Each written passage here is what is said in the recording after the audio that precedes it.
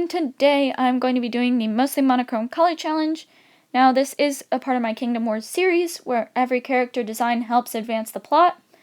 So if you want to check out some of the other videos in this series, I will link them in the iCard for you to check out because some of the characters that are going to be mentioned in this series have been designed in previous videos. Now how this challenge will work is that you're going to be choosing one color. I chose to use my drawing pencils, so it's mainly the white, gray, black spectrum. So you will be doing that for every part of the character's design except for one or two places where you really want the viewer's eye to focus on.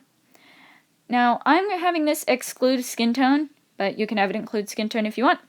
And I'm going to be using this challenge to redesign one of my old OCs, The Illusionist, because I never really finalized his design and he never really had a story. So now I'm going to be giving him one. So with that, let's get started, shall we? Now, The Illusionist was a mysterious figure for many people. They didn't really know much about him, just that he would go out onto the streets to play for everyone, and they would be entertained by his mysterious illusions of magical creatures, and that they would pay him and he would be on his merry way.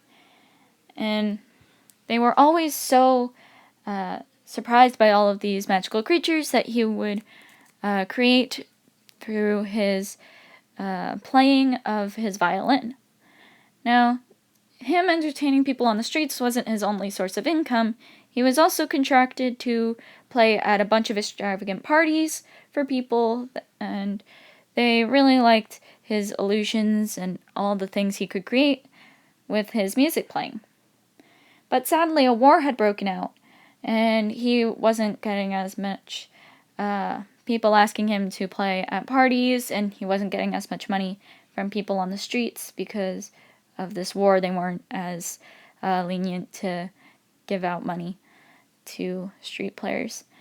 But before the war, he always had two rules for people when they would ask him to play at their parties. He said, one, he would not be taking off his mask for anyone at any time. He said that very adamantly. And number two, he would not be using his voice at all.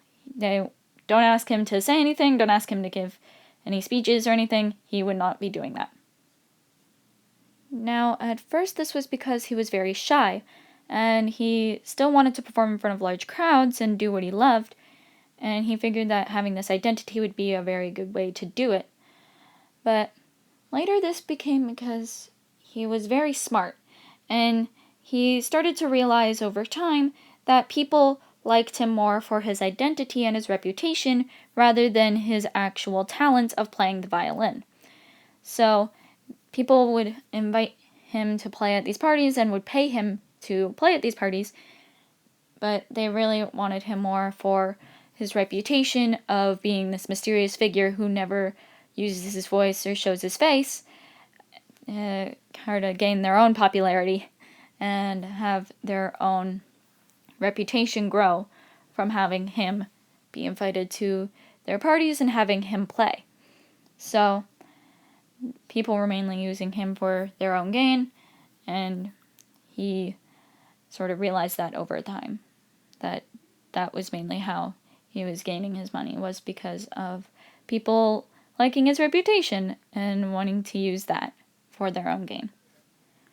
So one day, most of the crowd that he was performing for had left, and he decided he would perform one last time and do this yellow glowing bird soaring in the air, and he figured that would be pretty fun, one last thing to end the day before he would pack up and leave.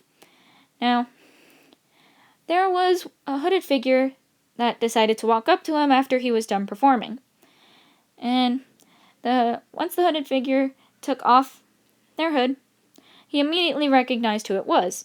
I mean, it's kind of hard not to recognize the person who started this war in the first place.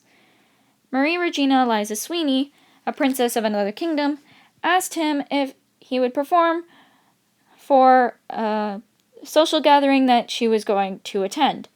Now, he wasn't sure what to do. I mean, on the one hand, she was starting this war in the first place, and she didn't show any signs of stopping the war. And this war really impacted him and his whole line of career in the first place. But on the other hand, she is offering him quite a bit of money. So she told him that, hey, I really want to be on the battlefield, but they're asking me to attend this social gathering that I really don't want to go to. So can you just create an illusion of me being there? And she gave him a big sum of money, and it was kind of hard for him to say no. So he ended up taking the job. Now, at the social event, he made sure that Marie's illusion arrived right on the dot, as Marie specifically asked. But there was this one guy, he seemed very adamant of talking to Marie, and he didn't seem to realize that it was an illusion, which was good for the illusionist. But then he started talking. Now, he was talking about, like, friendship or something or other. Something about friendship and their two kingdoms working together, or something like that. The illusionist wasn't really paying attention, because at this point, he kind of realized something. Marie never really told him what sort of things Illusion Marie should say. Like, she never really told him, like, hey, if anyone says, like, something like this, or talk mainly about this topic, or if, like, this political angle, or anything. She didn't say anything about what to do.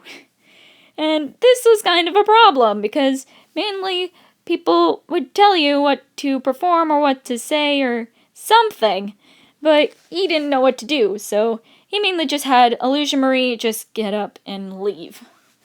Because that'd probably be the best thing to do in that scenario. So she just got up and left. And in the end, he was kind of thankful that this guy never really noticed a bunch of illusions that were happening in the background.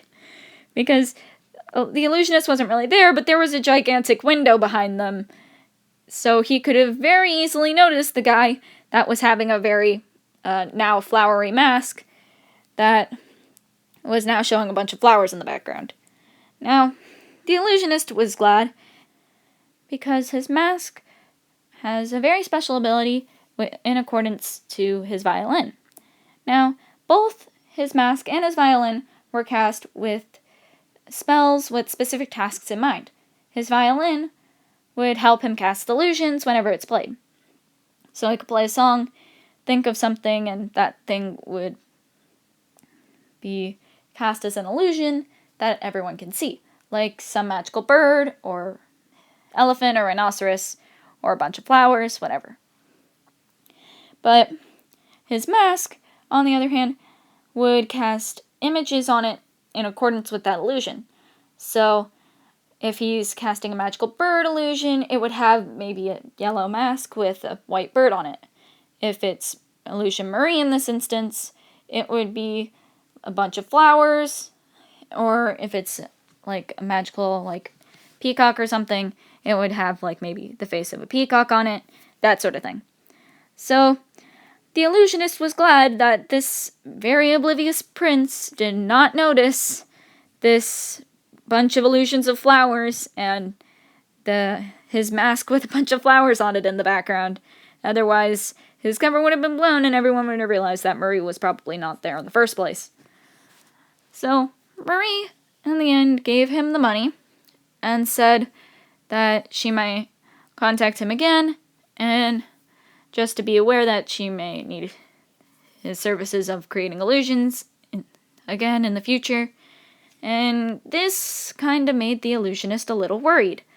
On the one hand, this is the person who started this war. On the other hand, he really needs the money if he wants to do what he always wanted to do, which is entertaining people.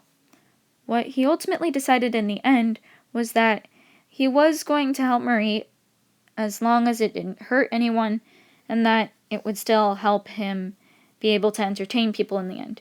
Because that's what he always wanted to do. He always wanted to entertain people and make sure that they have a good time, but he doesn't want to hurt any of them either. So